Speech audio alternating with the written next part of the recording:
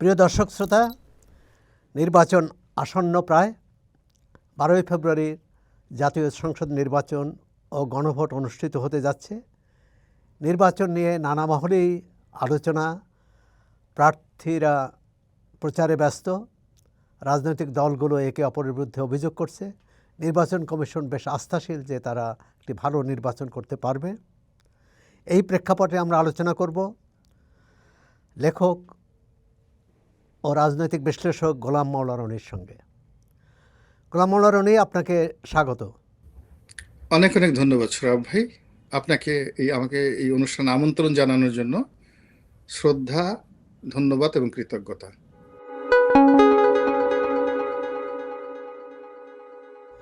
শুভেচ্ছা ও ভালোবাসা আপনাকেও। কেমন দেখছেন 12ই ফেব্রুয়ারির নির্বাচনের চিত্র? মানে বাস্তবতা হলো কি, আমরা আমাদের দৃষ্টি থেকে যা দেখছি আমাদের জমানাতে, তো আমি যেমন 1973-র যে নির্বাচনটা ওটা মনে করতে পারি, আর 79 থেকে একেবারে 24-এর যে নির্বাচন, ত্রয়োদশ নির্বাচন, পুরোটা আমার কাছে আসলে চোখের সামনে ভাসে। তা আমাদের এই বয়সের যারা লোকজন আছি, আমাদের কাছে যখনই কোনো একটা নতুন বিষয় আসে, আমরা অতীতের সঙ্গে সামঞ্জস্য বা তুলনা করার চেষ্টা করি। তো সেই অর্থে এইবার যে নির্বাচনটা হতে যাচ্ছে বা হওয়ার মতো নড়াচড়া করছে, আমরা অতীতে যে নির্বাচনগুলো হয়েছে তার একটার সঙ্গেও একটা সিঙ্গেল আমরা কোনো মিল পাচ্ছি না। তার মানে আমরা একটা অপূর্ব নির্বাচন পেতে যাচ্ছি। অপূর্ব নির্বাচন। হ্যাঁ, অপূর্ব, মানে আগে কখনো যেটা হয়নি এরকম। তো এই কারণে আসলে আমাদের না, ভয়, প্রতিটি আমাদের তো নির্বাচনই তো নতুন নতুন মাত্রা যোগ করে, নতুন দৃষ্টান্ত স্থাপন করে। না, আমরা সেটা দেখে হলো দেখে আসছি।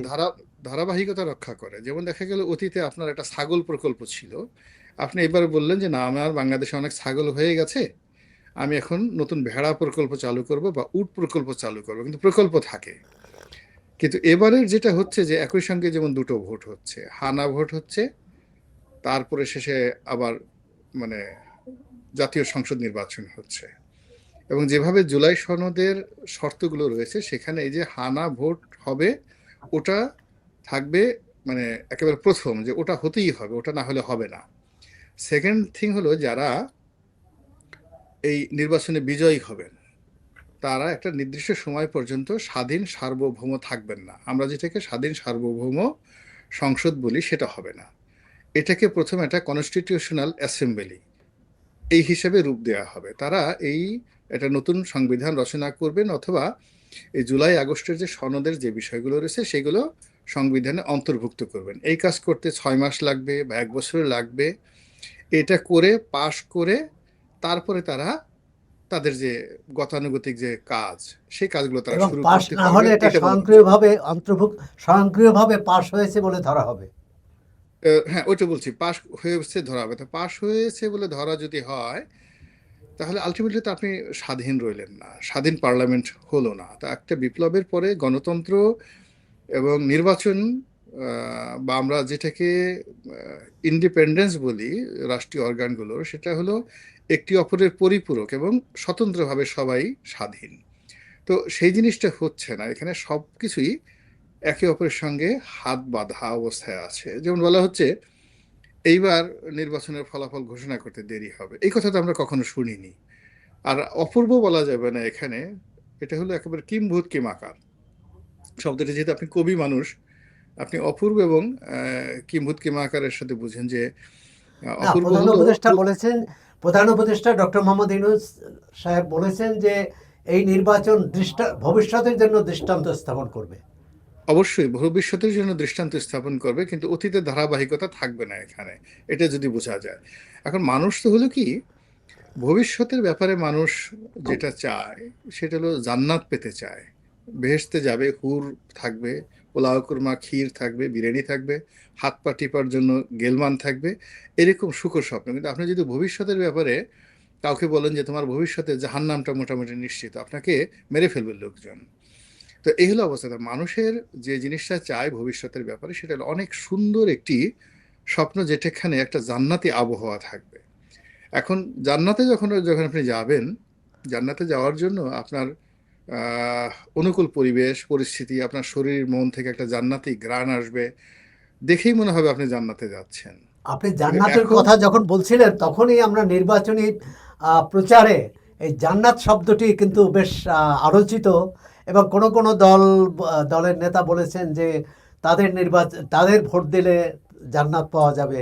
আবার কোনো কোনো দল তার প্রতিবাদও করেছে যে এরকম জান্নাতের টিকিট দেওয়ার অধিকার তাদের কি দিল। এই বিতর্ককে কিভাবে আপনি নিচ্ছেন? এটা মানে আমার কাছে যেটা মনে হচ্ছে যে এটা একটা অসুস্থ বিতর্ক। অসুস্থ বিতর্ক হলো যে ইসলামের একটা ন্যারেটিভ আছে, সেই ন্যারেটিভ হলো প্রত্যেকটি মাখলুক তার একটা দায়িত্ব এবং কর্তব্য আল্লাহ রাব্বুল আলামিন এই জমিনে দিয়ে দিয়েছেন, এবং সেই দায়িত্ব এবং কর্তব্য একটা পশু, একটা পিঁপড়া, একটা পাখি তারা পালন করছে আল্লাহর হুকুমে। এটা ধর্মীয় ন্যারেটিভ।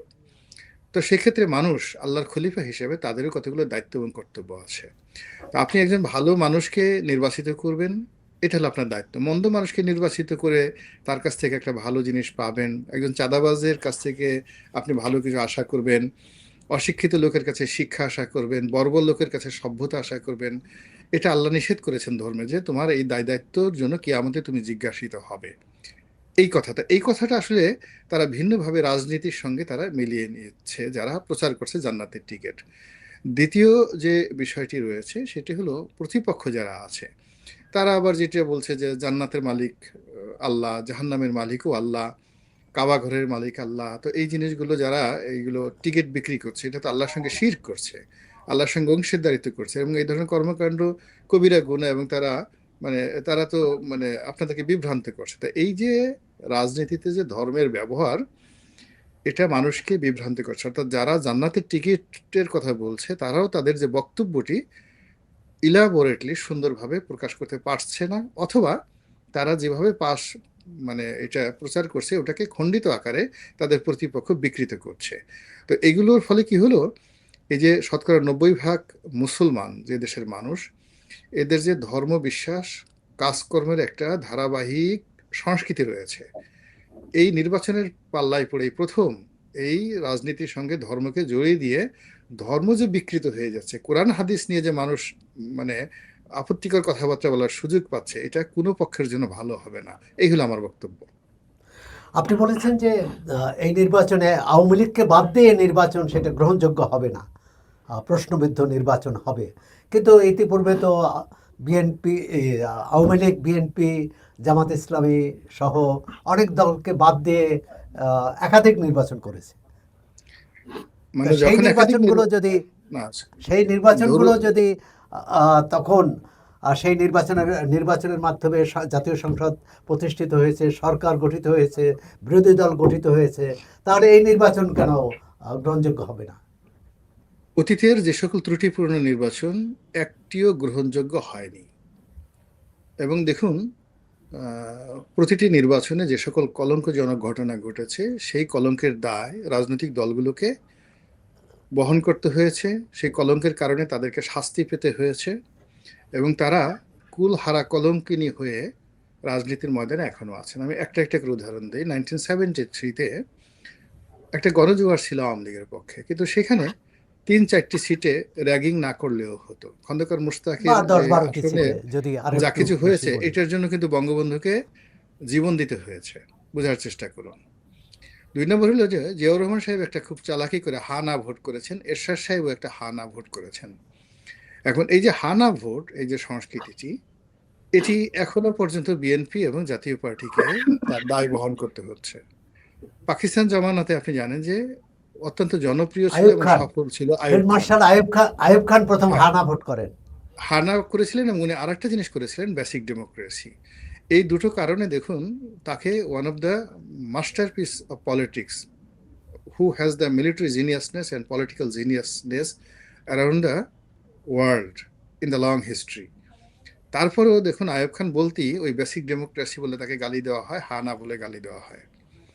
এবং এরপর আপনি চিন্তা করুন, তাকেও গণ অভ্যুত্থানের মধ্য দিয়ে বিদায় নিতে হয়েছে। রাইট, এরপর আপনি ধরুন এরশাদ সাহেব অনেক চালাকি করলো, চালাকি করে 86-এর একটা নির্বাচন চালাকি করে করলো, মানে যেটা টাকা দিয়ে একটা রাজনৈতিক দলগুলোকে সে বশীভূত করলো। 2 নম্বরে 88 যে নির্বাচনটি করলো, সে বাংলাদেশের প্রথম একটা গৃহপালিত বিরোধী দল যাকে বলা হয় তৈরি করলো। এর ফলে তাকে সারাটা জীবন যে অপমান, লাঞ্ছনা গঞ্জনা, বাংলাদেশে একমাত্র শাসক, প্রতিটি মুহূর্তে তাকে শুনতে হয়েছে একজন পতিত স্বৈরাচার চোখে মুখের সামনে। তো সেই একমাত্র শাসক জেলখানাতে যার বাথরুমে ক্যামেরা লাগিয়ে দেওয়া হয়েছিল, তার জীবন হারাম করে দেওয়া হয়েছিল। তো 10 বছর শাসন তো কোনো ব্যাপার নয়, ব্যাপার হলো তাকে অপমানিত হয়েছে। আবার দেখুন 1996 সনে যে 15 ফেব্রুয়ারির যে নির্বাচনটা হলো, কিংবা একটা সিঙ্গেল নির্বাচন হলো, মাগুরার নির্বাচন, এই নির্বাচনগুলোর দায় কিন্তু বিএনপিকে বহন করতে হচ্ছে বা হয়েছে। আজকে ধরুন 2014, 18, মানে 24 24, এই তিনটি 24 নির্বাচন, তিনটি নির্বাচন যার আয়োজন করেছে, একজন প্রধান নির্বাচন কমিশনারকে প্রকাশ্যে তার বাসায় ঢুকে মারধর করা হলো, তার গলায় জুতোর মালা পরানো হলো, তার নাতির বয়সী ছেলেরা তাকে আচ্ছা মতো গালের উপরে ঠাস ঠাস করে যেভাবে চোর বাটপারকে থাপ্পড় মারে ওইভাবে থাপ্পড় মারা হলো। আচ্ছা বলেন তো, এটা কিভাবে না, গ্রহণ চোর করবেন বাটপার আপনি? হলেও তো কাউকে থাপ্পড় মারা যায় না আইনের শাসন রাইট, থাকলে। আইনের শাসন থাকলে, কিন্তু এই যে আপনার যে কর্মগুলোর ফলে এখন এটা কিন্তু মানে প্রথমে এখন মবটা খুব বিরক্তিকর পর্যায়ে চলে যাওয়ার পর এটাকে মব সন্ত্রাস বলা হচ্ছে, কিন্তু যখন এই কাজগুলো প্রথম শুরু হলো সবাই কিন্তু খুব খুশি হয়েছিল যে বদমাইশগুলোকে আসলে এরকমই করা উচিত। তো এই দিক থেকে আমি মনে করি যে অতীতে যে কাজগুলো বঙ্গবন্ধু জামানাতে ভুল হয়েছে, যে কাজগুলো জিয়াউর রহমান সাহেবের জামানাতে ভুল হয়েছে, এরশাদ, বেগম জিয়া, শেখ হাসিনার জামানাতে, এখন ডক্টর মোহাম্মদ ইউনূস তিনি একজন বিশ্ব মানব, সারা দুনিয়া তিনি ঘুরে বেড়ান। পৃথিবীর এমন কোনো 1 নম্বর জিনিস, মানে বৈধ জিনিস 1 নম্বর জিনিস দেখেননি, বুঝেননি, এরকম কোনো জিনিস নেই পৃথিবীতে। আর 2 নম্বরও যা কিছু আছে, যেহেতু তিনি ধনী ব্যক্তি, ব্যবসা বাণিজ্য করেন, টাকা উপার্জন আপনারা জানেন, জ্ঞান উপার্জনের পরে সবচেয়ে কঠিন জিনিস হলো টাকা উপার্জন। তো সেই ডক্টর মোহাম্মদ ইউনূস তো টাকা উপার্জন করেছেন, তো যার জন্য তিনি না এই তার পৃথিবীর রাজনীতি তিনি কিন্তু অর্থনীতির তিনি কিন্তু এর মালিক না। এটা হচ্ছে জনগণের মালিকানা। তিনি ট্রাস্টি বোর্ড এটা হচ্ছে এর মালিক। এটা তো আরো আরো কঠিন, আরো কঠিন হলো আপনি নিজে টাকা উপার্জন করে জনগণকে দিয়ে দিয়েছেন, এটা তো হাজী মোহাম্মদ মহসিনের চাইতেও বিরাট কঠিন একটা বিষয়। তা আপনি একটা সাদা, আপনি আমি কি করি, আমি একটা টাকার জন্য, 10টা টাকার জন্য, নিজের ছেলে মেয়েকে দেওয়ার জন্য আমরা পাগল হয়ে যাই। ফলে সেক্ষেত্রে তিনি এই যে হাজার হাজার কোটি টাকা উপার্জন করেছেন, করে আবার এইগুলো নিজের মালিকানায় না রেখে জনগণকে বিলিয়ে দিয়েছেন। তিনি তো সাধারণ মানুষ নন, তিনি হাজী মোহাম্মদ মহসিনের চাইতে বড় মানুষ, মানে এই অবস্থাটা, এই অভিজ্ঞতা তো তার আছে, কি করে দান করতে হয়, কি করে টাকা উপার্জন করতে হয়, কি করে টাকা পয়সা থাকা সত্ত্বেও একটা কম দামি জামা পরে ঘুরতে হয়। আমাদের তো এই দেখেন, আমি আপনার এখানে এই আসছি, আসার পর আমার যেটা পকেটে ভালো কলম আছে, এই কলমটা আমি ঝুলিয়ে রেখেছি যেন লোকজন দেখে আমার একটা ভালো কলম আছে। কিন্তু আপনি কি ডক্টর মোহাম্মদ ইউনূসকে দেখেছেন পকেটে এরকম একটা মন্ট ব্লাঙ্কের কলম ঝুলিয়ে কাউকে দেখাতে? আপনি যে তাহলে আমার চেয়ারে চাইতে বসেছেন তার পিছনে পিছনে অনেক দামি বইও আছে, সেটাও দামি বই বলেন। আছে। তো এগুলো তো বেসিক্যালি মানে আমরা ইন জেনারেল সবাই ফুটানি দেখায় যে আমার অনেক জ্ঞান, অনেক বুদ্ধি, এই দেখো আমি এই বইগুলো পড়েছি বা বইগুলো আছে আমার কাছে। কিন্তু ডক্টর মোহাম্মদ ইউনূস তো এই কাজগুলো করেননি। তিনি বই তাহলে বারোই পড়েছেন, তার ফেব্রুয়ারি একটা টাকা আছে। আদর্শ নির্বাচন হতে পারতো কিভাবে? আপনার বিশ্লেষণ কি? 12ই ফেব্রুয়ারি তার একটি আদর্শ নির্বাচন আমরা কিভাবে পেতে পারতাম? এখন ওনার যে বিষয়গুলো নিয়ে তো আমি ওনার সাথে কখনো কথা বলিনি, আপনাদের সাথে সম্পর্ক আছে ব্যক্তিগতভাবে, আপনারা বলতে পারেন। আমি খুব আশ্চর্য হচ্ছি যে কেন তিনি পারলেন না। আর তিনি তাকে সাজেশন দেওয়ার মতো বা তার মানে এই বিকল্প অন্য কোনো জিনিস এখনো পর্যন্ত আমার মাথায় আসছে না। আমি তাকে নিয়ে কোনো নেতিবাচক কথাই বলতে চাই না। আমি খুব মানে আশ্চর্য হচ্ছি। এর কারণ হলো যে তাকে নিয়ে আমার যে স্বপ্ন, যেদিন উনি নোবেল পুরস্কার, না আমি ওনাকে প্রথম দেখেছি বোধহয় 81 বা 82 সনে, আমাদের গ্রামে উনি গিয়েছিলেন একটা গ্রামীণ ব্যাংক উদ্বোধন করার জন্য। তখন থেকে তারকে আমার একটা স্বপ্নের পুরুষ মনে হয়েছে। এবং এই সাম্প্রতিক 4-5 মাস হলো আমার আশাহত হয়েছি, কিন্তু এর আগ পর্যন্ত তো আমি খুব মৃদুভাবে তার সমালোচনা করেছি, কিন্তু তার ব্যাপারে কখনো আশাহত হয়নি এবং এখনো আমি আশাহত হচ্ছি না।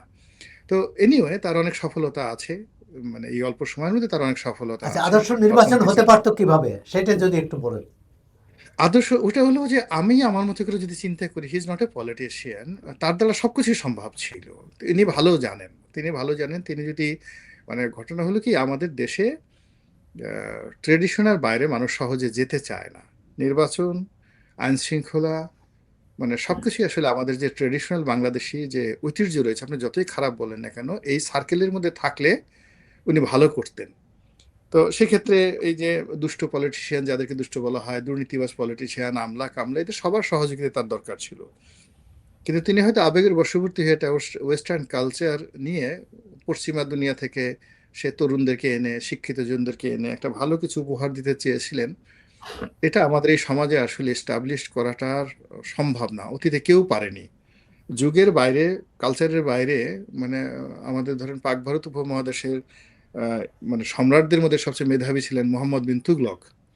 তো তিনি পাগলা রাজা হিসেবে পরিচিতি পেয়েছিলেন এবং তার সকল প্রকল্প ব্যর্থ হয়েছিল। এর কারণ হলো তিনি তার সময়ের চেয়ে 100 ইয়ার্স, 100 বছর অগ্রিম চিন্তা করতে পারতেন। That was A problem.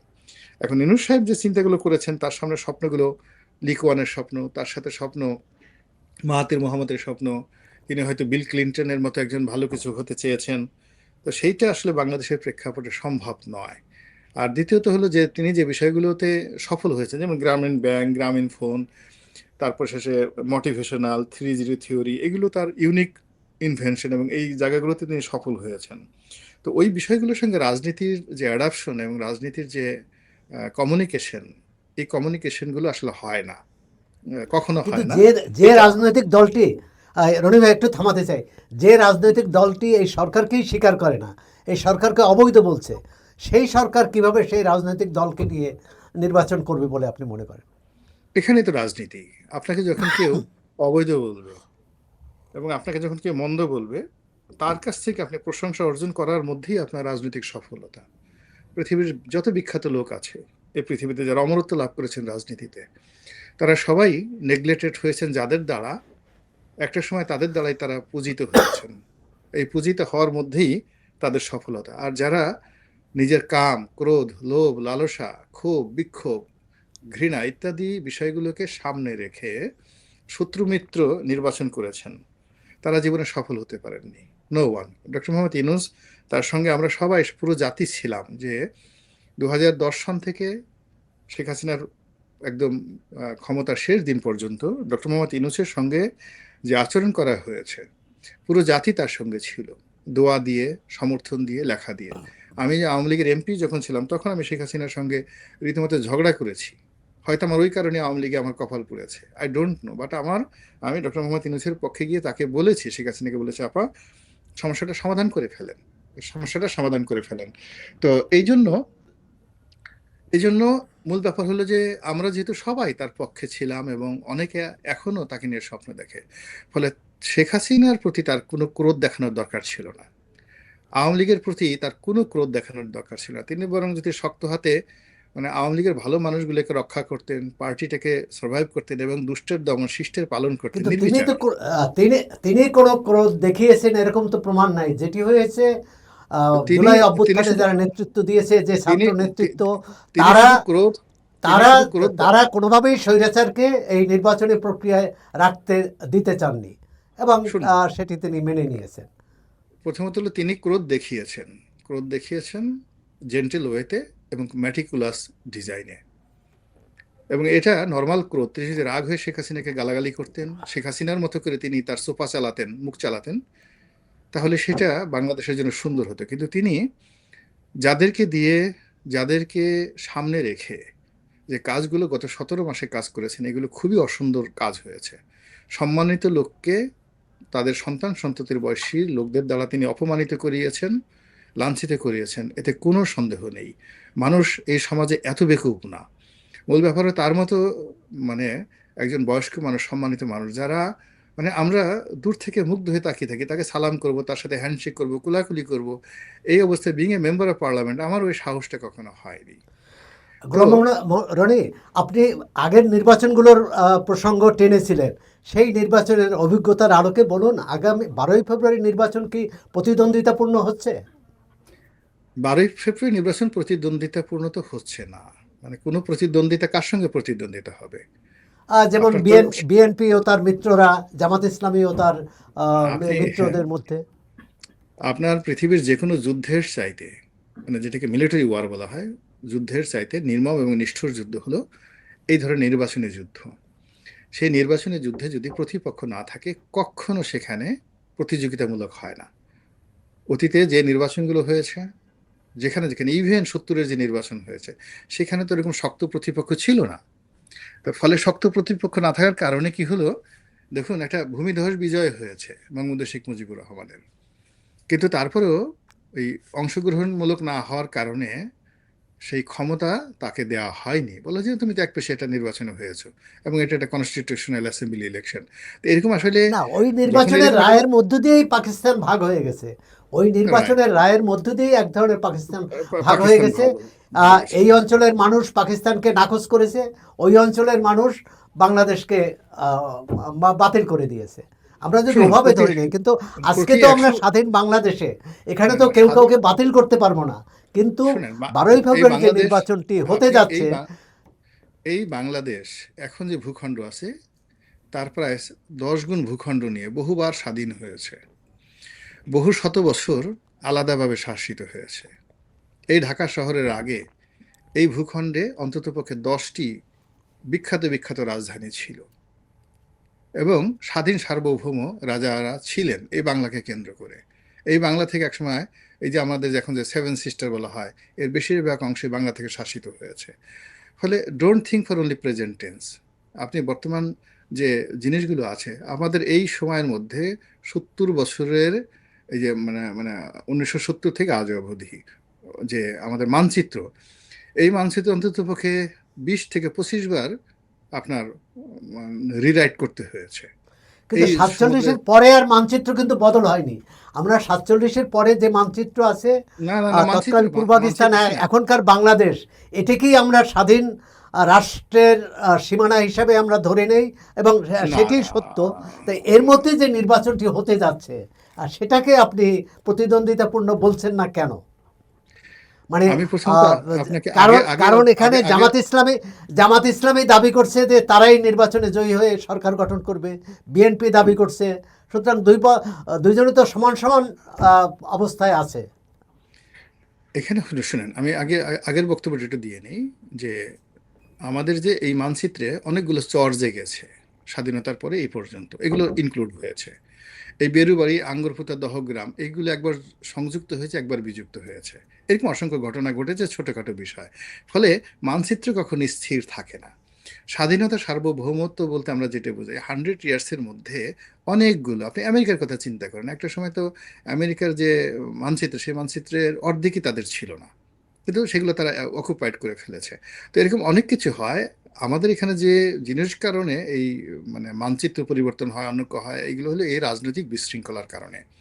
তো এখন আমরা সেরকম একটা রাজনৈতিক বিশৃঙ্খলার কারণে 1947-এ দেশ ভাগ হয়েছে, একটা ভিন্ন মানচিত্র পেয়েছি, সেই রাজনীতিক কারণে আবার বাংলাদেশ আলাদা হয়েছে। আবার এই একই রাজনীতির কারণে আমাদের দেশের এক শ্রেণীর লোক তারা 7 সিস্টার দখল করতে চাচ্ছে, আর এক শ্রেণীর লোক ভয় পাচ্ছে ভারত যে কোনো সময় বাংলাদেশকে সে কাশ্মীর বানিয়ে ফেলবে অথবা সে সিকিম বানিয়ে ফেলবে।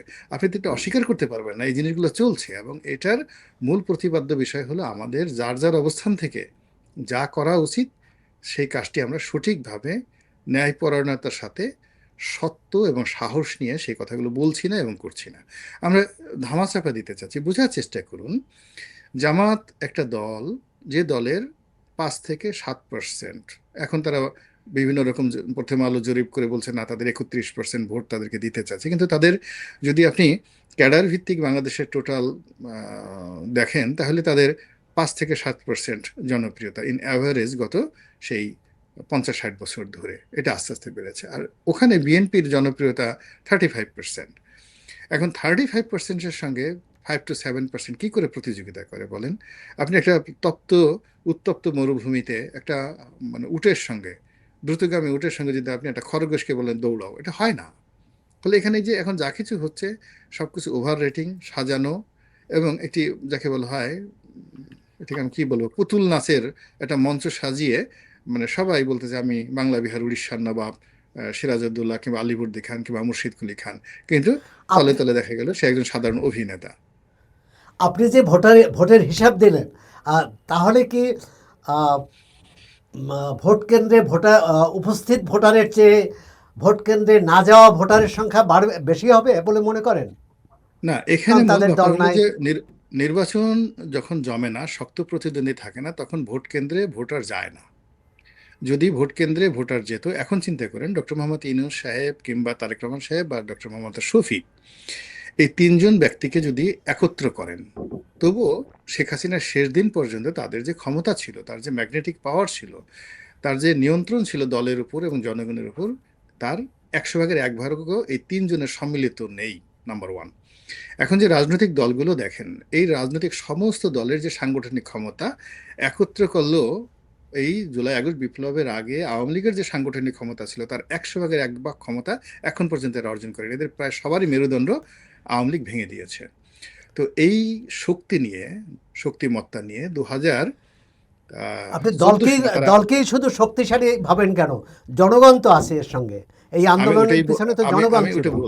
ওটা বলছি, ভোট আর জনগণ মানুষ আবেগপ্রবণ। আমাদের দেশের মানুষ জানাজাতে যত লোক আসে, জিয়াফতে, বিয়ে বাড়িতে যত অনুষ্ঠান লোকজন আসে, আপনার প্রয়োজনের সময় তত লোক আসে না। বেগম জিয়ার জানাজাতে এত বড় লোক হলো, উনি যখন অসুস্থ হয়ে, মানে যাকে বলে ওনার বাড়িতে প্রায় 1 বছরে 17 মাস তো বাড়িতে ছিলেন, কয়জন লোক তার সামনে গেছেন?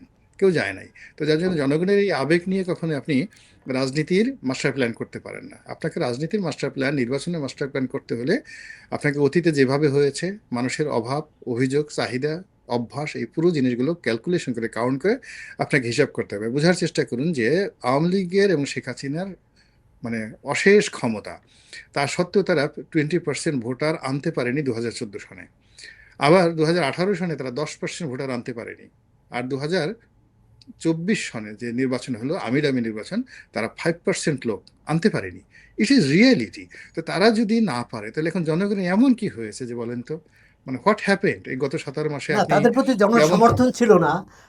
আওয়ামী লীগের প্রতি জনসমর্থন ছিল না বলেই আওয়ামী ভোটাররা লীগ, যায়নি। না না, আজকে আওয়ামী আজকে তো আওয়ামী লীগের অন্তর্বর্তী প্রতি, সরকারের প্রতি না না, সমস্ত দলের সমর্থন আছে, দলের বাইরের মানুষের সমর্থন আছে। তারা আহ, যে জুলাই সনদ দিয়েছে, হানা ভোট দিয়েছে, হায়ের পক্ষে প্রচার চলছে। তা আপনি কেন কেন ভাবছেন না ভোটাররা যাবে না কেন্দ্রে? আপনি ডক্টর মোহাম্মদ ইউনূসকে একটা জনসভা ডাকতে বলেন তো, কয়জন লোক আসে এখন? উনি একা বলেন, যে কোনো দল ছাড়া ওনাকে বলেন যে আমি ডক্টর মোহাম্মদ ইউনূস আপনাদের সঙ্গে একটা জনসভা করবো, আমি চ্যালেঞ্জ দিলাম। উনি যদি শহীদ সরোয়ার্দী না, উদ্যানে, উনি কিন্তু রোহিঙ্গাদের নিয়ে একটা বিরাট সমাবেশ করেছেন, লাখ লাখ রোহিঙ্গাদেরকে মানুষ নিয়ে, হয়েছে সেখানে। রোহিঙ্গাদের নিয়ে তখনের কথা আলাদা, রোহিঙ্গাদের নিয়ে ওটা সমস্যা না। রোহিঙ্গাদের নিয়ে আমি আপনাকে আপনাকে নিয়ে গিয়েও একটা সমাবেশ করা দিতে পারবো, এরকম উনি যেটা করেছেন। আপনি আমাকে দেন, উনি ওই দিন যত টাকা খরচ করেছেন রাষ্ট্রের, যেভাবে ইফতারের আয়োজন করেছেন রাষ্ট্রীয় প্রোটোকল নিয়ে, আপনি আমার সাথে আমাকে ওনার ওই প্রোটোকল দেন, ওনার ওখানে যত লোক হয়েছে, আপনাকে সোরাব ভাইকে দেখার জন্য আর গোলাম মোল্লা রনিকে দেখার জন্য রোহিঙ্গারা আরো বেশি করে আসবে। যদি না আসে আর রনি ভাই, সেটা আমরা বলার আবার বিষয় না। আবার আমরা নির্বাচনে আসি। তার জি, নির্বাচনে আপনি নির্বাচনে আসে। বলছেন যে নির্বাচনে ভোটার যাবে না কেন্দ্রে, বেশিরভাগ নর্মালি ভোটার যাবে এখন না। নর্মালি এখন যেভাবে নির্বাচন চলছে, সেক্ষেত্রে নির্বাচনে ভোটার যদি উপস্থিত হয়, that will be miracle or irregular.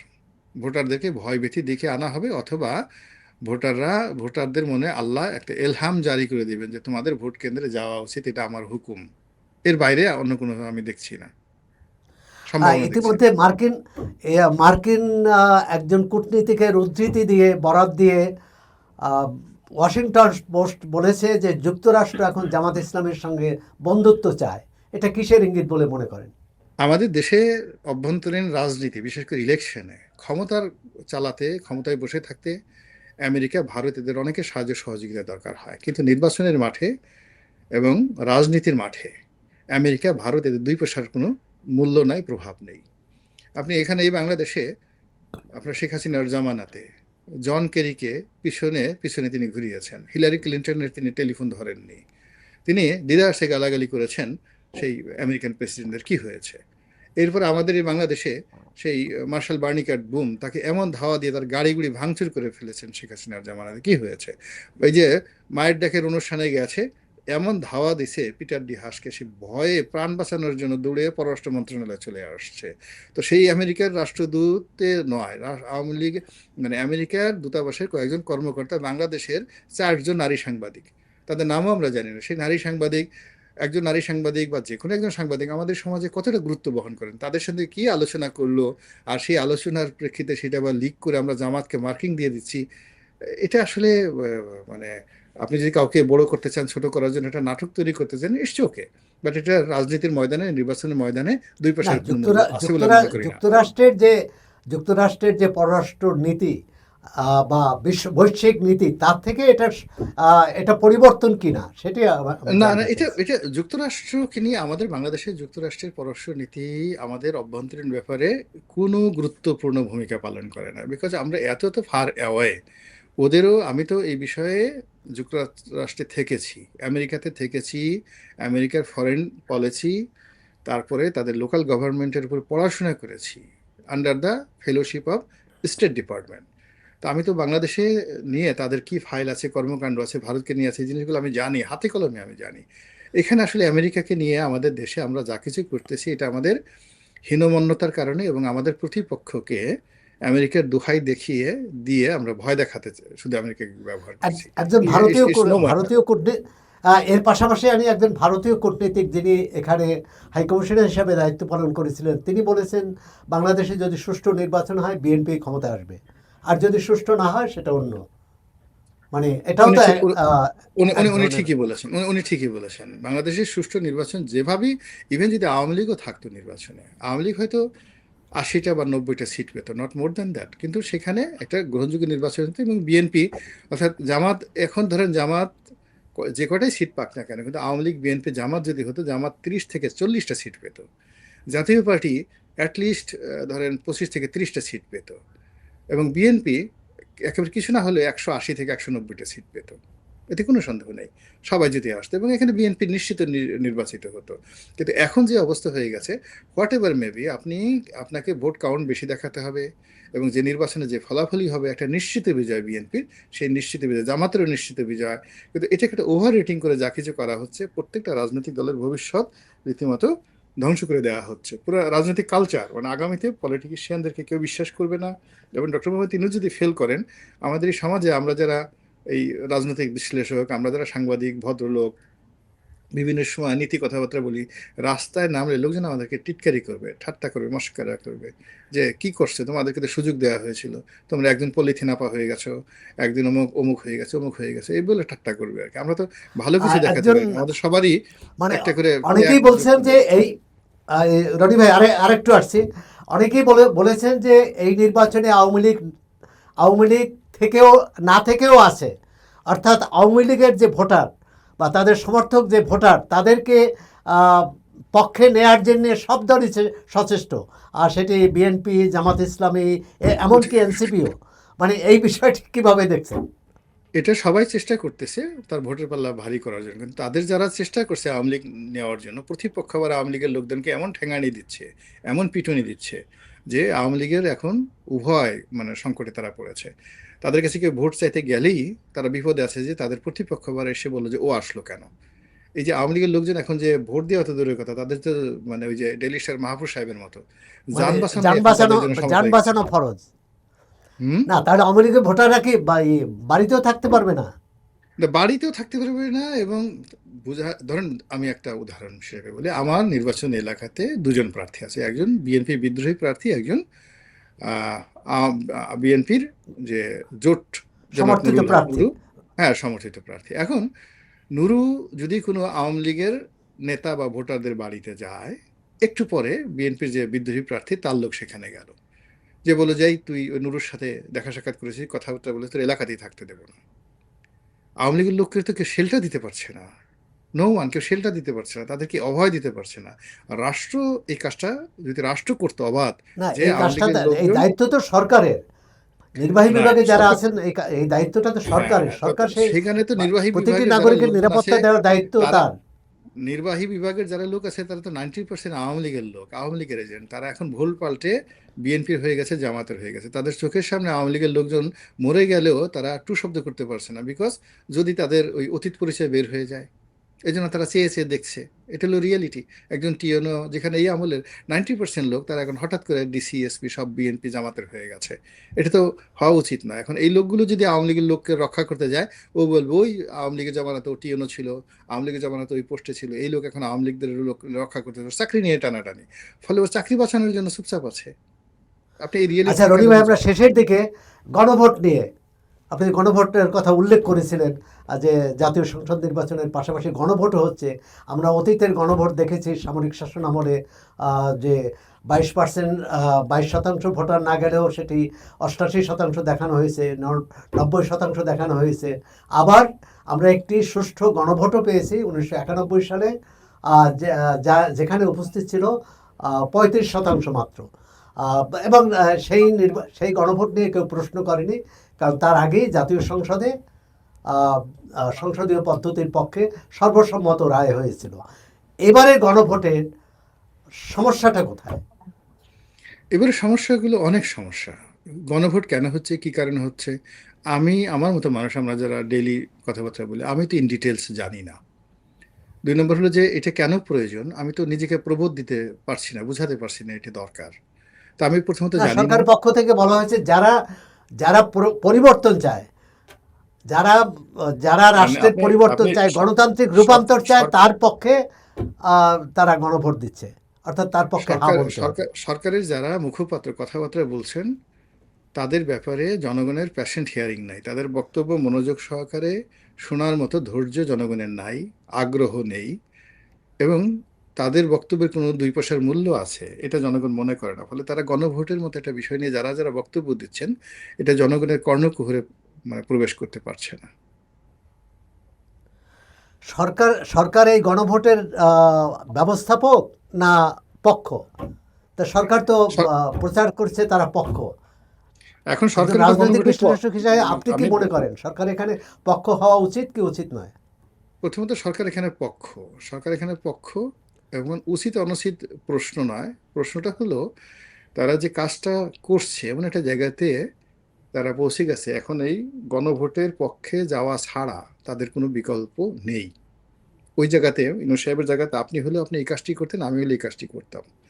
এখন তারা এই জায়গাতে কেন এলেন এটা দ্বিতীয় প্রশ্ন, কিন্তু তারা এখন যে জায়গাতে পরিস্থিতিটা নিয়ে এসেছেন সেখানে গণভোটের তাদের পক্ষে থাকতে হবে, এবং গণভোটে তাদের পক্ষ না থাকলে তাদের সবকিছু, জীবন যৌবন সবকিছু তছনছ হয়ে যাবে। এটা হলো এক। আপনি কি মনে করেন 2 গণভোট নম্বর, এই সরকারের আত্মরক্ষার একটি অস্ত্র হিসেবে ব্যবহৃত হবে? আত্মরক্ষার একটি অস্ত্র, আত্মরক্ষার একটি অস্ত্র নয়, একেবারে আত্মরক্ষার রক্ষা কবচ। অস্ত্র দিয়ে আপনি সবসময় নিজেকে রক্ষা করতে পারেন না। তো রক্ষা কবচ হলে আপনাকে একেবারে আসমানি বেলা জমিনি বেলা সবকিছু থেকে রক্ষা করবে, এরকম একটা রক্ষা কবচ। এটাকে বলা হয়, আপনি অস্ত্র যদি বলেন, এটাকে বলা হয় সেই ব্রহ্মাস্ত্র। মোক্ষমাস্ত্র। হ্যাঁ, সবচেয়ে মোক্ষমাস্ত্র বা ব্রহ্মাস্ত্র। তো এই হলো অবস্থা। তো যার জন্য এখন যেটা হচ্ছে যে এই ব্রহ্মাস্ত্র দিয়ে মানে সরকার আসলে শেষ পর্যন্ত কি করতে পারবে এই ব্যাপারে আমি আসলে, যেহেতু আমি ইতিহাস পড়ি, তো ইতিহাসের ছাত্র হিসেবে আমার কাছে যেটা মনে হয়, মানুষ যখন যে বিষয়টার উপর খুব বেশি নির্ভর করে, যেটা নিয়ে বেশি আশা করে, ওটা দ্বারা সে প্রতারিত হয়, আঘাতপ্রাপ্ত হয়, এবং যে বিষয়টা সে আশঙ্কা করে, একটা মানুষ ভয় পায়, এবং ওই ভয় পেয়ে ওইটা দূরত হয়, ওই ভয়ের জায়গা থেকে তার পতন শুরুটা হয়।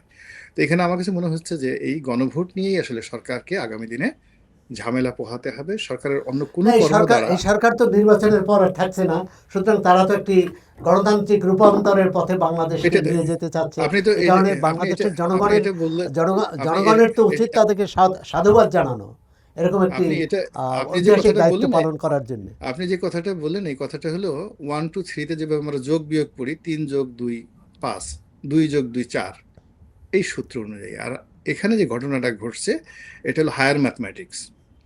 হায়ার ম্যাথমেটিক্স, উচ্চতর গণিতের বিভিন্ন সূত্র, জ্যামিতির বিভিন্ন সূত্র, এই সূত্রগুলো এখানে কাজ করছে। একটা পিরামিড তৈরি করতে যে জ্যামিতিক সূত্রগুলো ব্যবহার করা হয়েছে, এই জ্যামিতিক সূত্র অনুযায়ী এখন এই গণভোটের প্রসঙ্গটি নিষ্পত্তি হবে। There are many many hidden, there are many many unseen, there are many many unexpected and odd elements behind the এই হানা ইলেকশন। গোলাম মাওলা রনি, আপনাকে ধন্যবাদ এতক্ষণ চর্চায় সময় দেওয়ার জন্যে। আবারও আপনার সাথে কথা হবে। এতক্ষণ আমরা কথা বললাম লেখক ও রাজনৈতিক বিশ্লেষক গোলাম মাওলা রনির সঙ্গে। আপনার চর্চার সঙ্গে থাকুন, চর্চা দেখুন, চর্চা পড়ুন।